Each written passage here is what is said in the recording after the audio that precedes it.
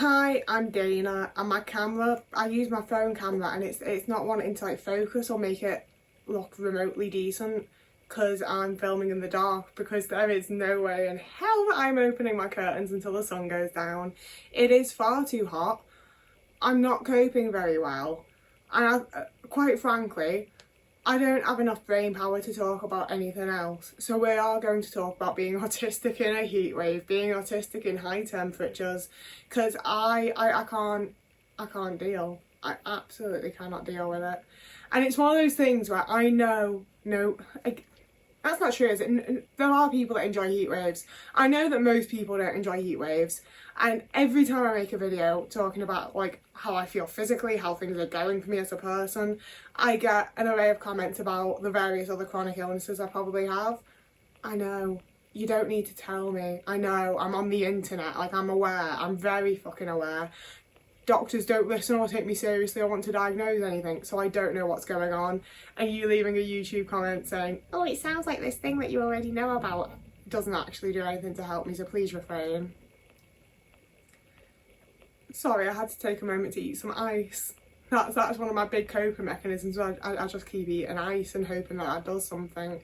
I am doing the obvious things to try and keep my house cool. Like, I've got the windows that are shaded open. I've got the windows that are in like full sun curtains on them.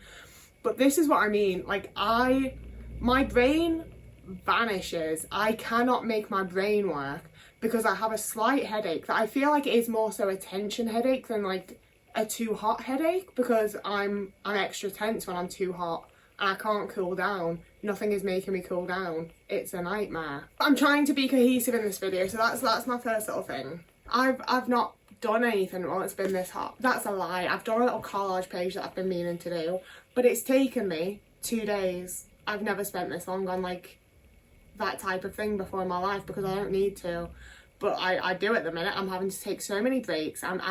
There's quite often times that I'm sitting there and I'm doing it, but I'm just sitting there. I'm not doing a single thing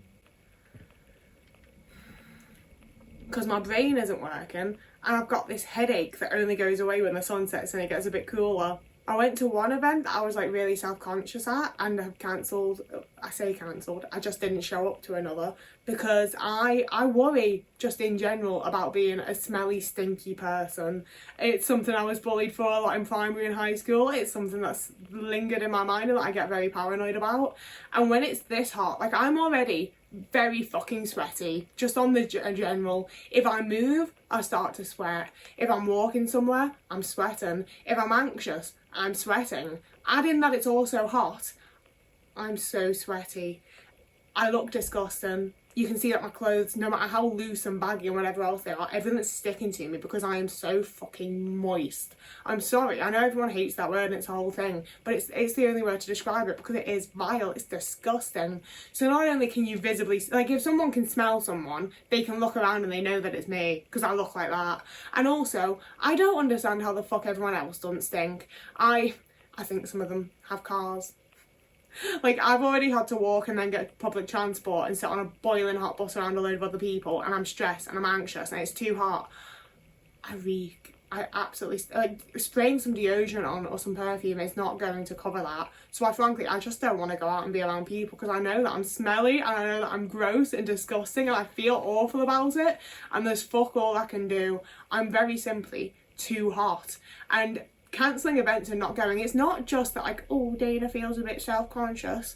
I have many a point where I feel like I'm gonna pass out normally, at least once a week. There's a point where I need to like squat in my kitchen while I'm cooking because I just feel like I'm about to pass out, or I'm walking somewhere and I have to just stop and hold onto a wall because I feel like I'm gonna pass out. My vision's going, I feel all dizzy and lightheaded and weird, and I feel like I'm going. I haven't yet fully passed out, which is why no doctor wants to listen to me. They're just like, oh, that's not very good, is it? Try better. And also having the food issues that I have, like, yeah, maybe it is simply that I don't eat enough. Like, I really, and don't eat often enough. I don't know what it is, but I have all the more fear that I'm going to actually pass out when it's this hot, because I feel so much worse physically when I'm too hot that I think that's just going to exacerbate the lot and make me pass out. And like I say, I haven't passed out, and I don't particularly want to pass out in my house on my own.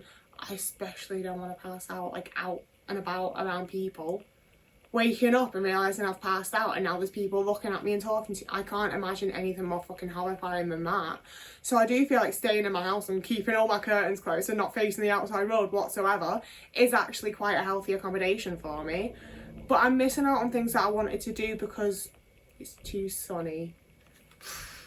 It's also, I've already talked about how like coming into spring and summer already just made me feel a bit out of it and a bit scared and a bit anxious because it's a change in my routine. I had my certain times that, like, I closed my curtains and times that I woke up and times that I went for my walk, and all of that got adjusted because we had way more sunlight.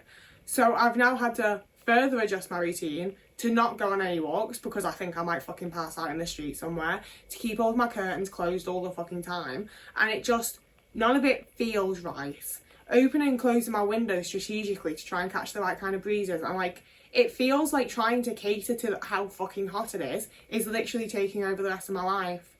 And it's so silly. It feels so silly. Like, it's just a heat wave. Everyone else is opening a window and getting on with it.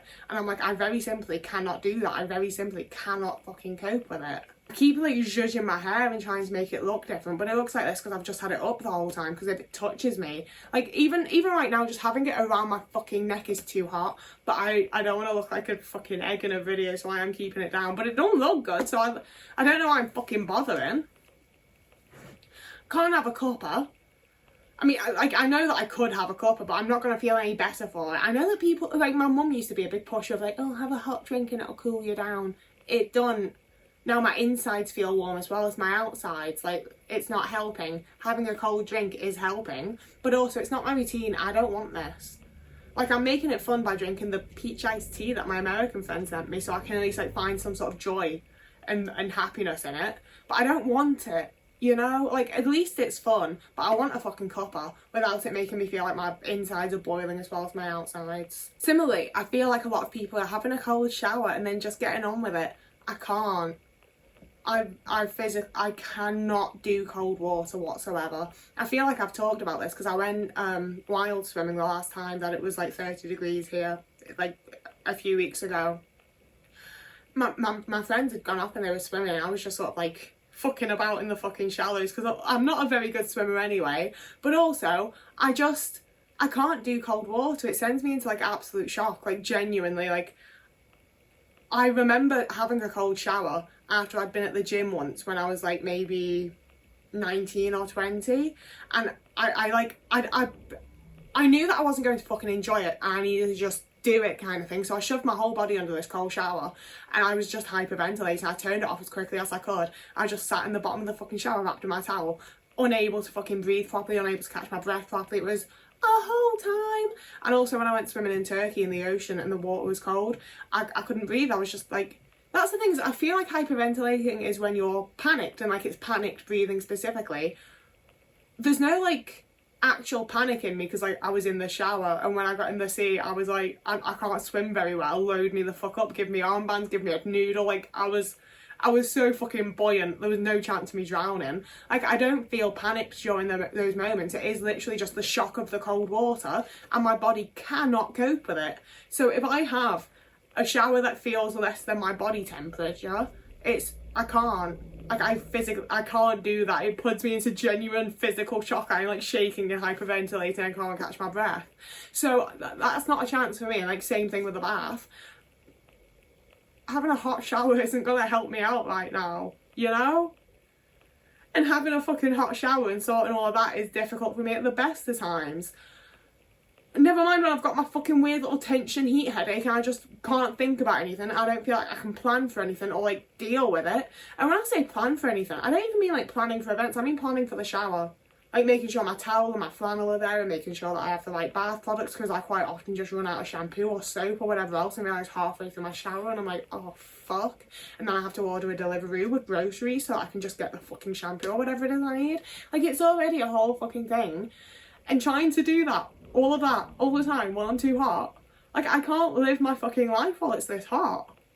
And I feel a bit like pathetic and crybaby about it, but it's the truth. And that's also where it's really annoying seeing people online be like, well, I live in Arizona and it's this hot all the time. Because you know what, I've spent like almost 3 weeks in Arizona. Do you know what you do when it's hot in Arizona? Or I assume any other fucking time in Arizona, is you sit in your air-conditioned house and then you go into your air-conditioned garage and get into your air-conditioned car to drive to the air-conditioned store or restaurant or workplace, to be in the air-conditioned place there, to get back into your air-conditioned car and go back to your air-conditioned home. Nowhere is fucking air-conditioned here.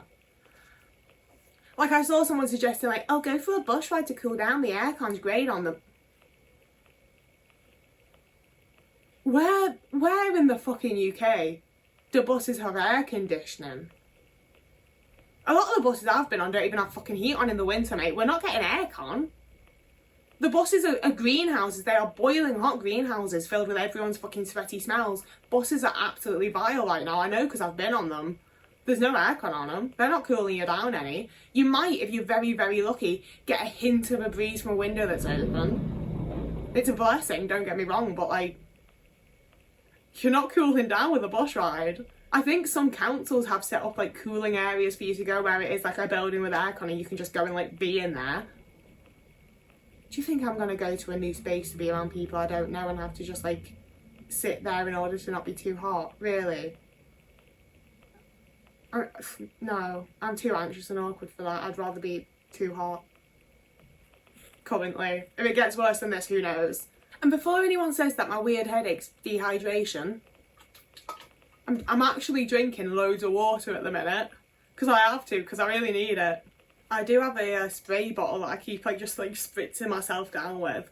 And I also put clothes on for this video. I have not been wearing a t-shirt in this heat, don't get me wrong.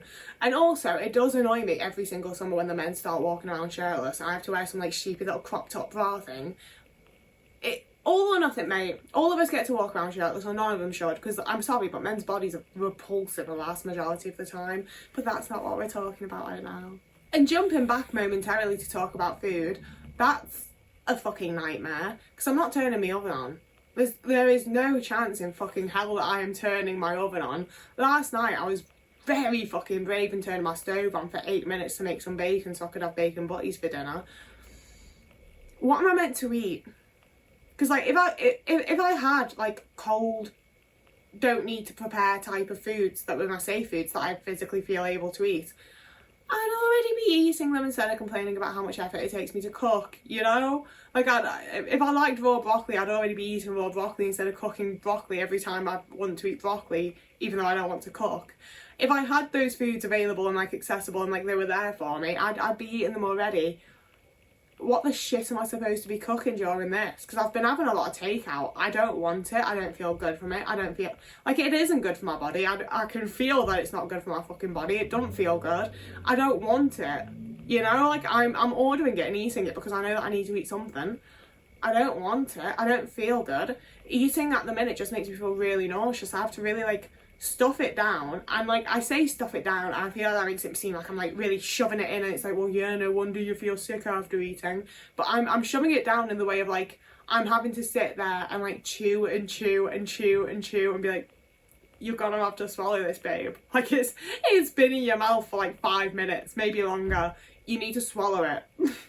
Swallow it. So I'm shoving it down, but it is also taking me ages to fucking eat, and it's really well chewed, and you wouldn't think it'd make me feel nauseous afterwards, but it does. And I do think it's for the simple fact of my like internal body temperature is way too high. And I wouldn't be surprised if my headache is largely from the fact of like I've got my fan on all the time. Obviously I turned it off for the audio of this video, but one of the big things that really fucks me up is background sounds, having like a constant droning, whirring background noise. I think that's why like the vast majority of times that I've been in school and college and things like that, it's the noise that like gives me this type of headache, like right at the front of my head. And that's why I'm thinking it's like an attention headache, because I was told that throughout my childhood every day when I'd get home from school and be like, I've got a headache, it's right at the front of my head right here. And like my mum took me to the doctors over it, and they were like, it's tension headaches, and that was it. They didn't like no help, like don't like let's figure it out and be less tense or anything. So like I've been assuming it's that, but I think I think the whole lot of them might have actually just come from being like a sensory thing of I can't tune out the noise, so it gives me a headache.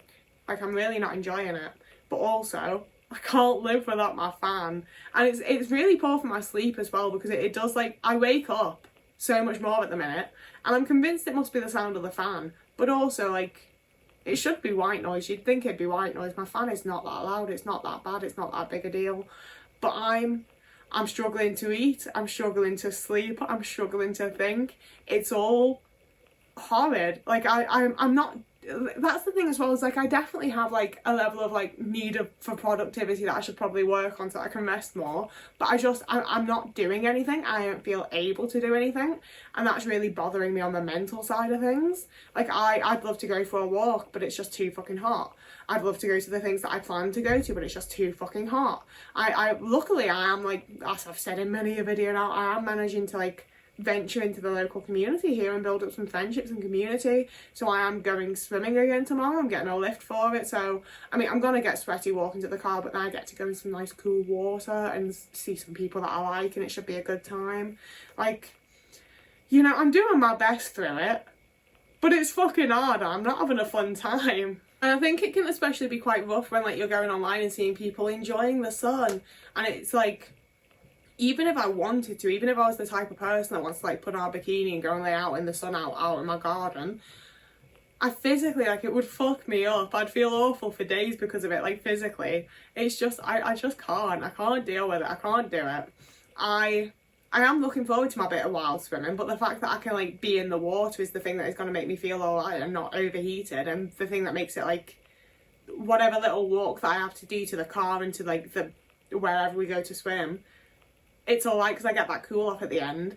But that's not how most places are. I mean, there's a lot of rivers around here I could always dip my feet in, but like then there's the whole thing of like you're meant to check upstream, and I'm like, how far upstream, and am I supposed to walk like all the way to the source of the fucking river? Am I meant to like I don't get it. How far do I need to check? Because a lot of it's farmland as well. I don't want to be like paddling in fucking pesticides.